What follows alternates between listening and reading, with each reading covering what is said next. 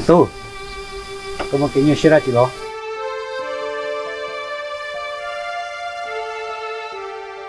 Nggak chỉ cái đó lo, tại cái này cái gì chỉ nhớ là lo, chỉ cho lo, nhớ là nó như phải có giống là nói tu, kamu đã chỉ ở hai lo là nó ba tòng, lo như người ta, một trò lo, bây giờ nó bảo của tao nhà tao cũng nhẹ, tôi đi trên này.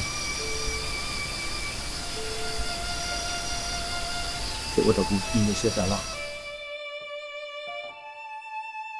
Itu, kau punya kutu men saya dia, ya kan ya, kuat lo, punya tau siapa mau tau kau tu ne, kau salah jah. Lo, một trò. Sao? Kamu tu cita teh, sao? Kana? To sành, giờ có gì sao tôi?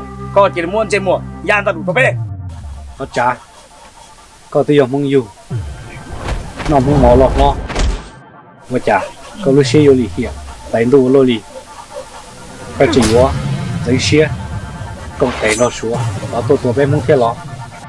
Bỏ trả, nô nô, sao có, cho tôi tin nó mình, mua chuẩn trên mung hung được, tôi có tôi nung thọ, tôi đi tôi thay. Bỏ trả, có tôi mong đi xa, vừa đi trả, có chỉnh thành xe, có tôi bé mong thế.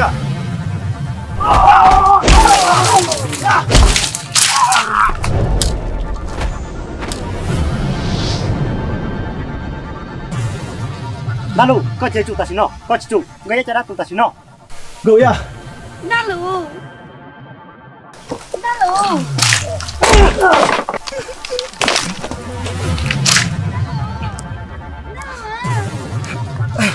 Lalu, kau punya.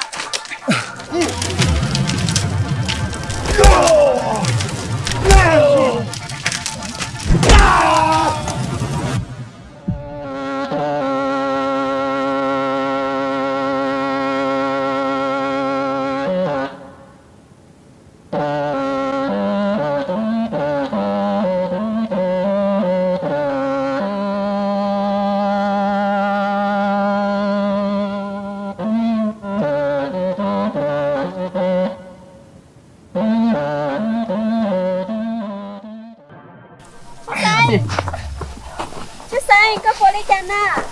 Chú Sai. Nó xì. Chú Sai. Đi làm ta lù. Hả? Ta lù. Ta lù. Ta lù.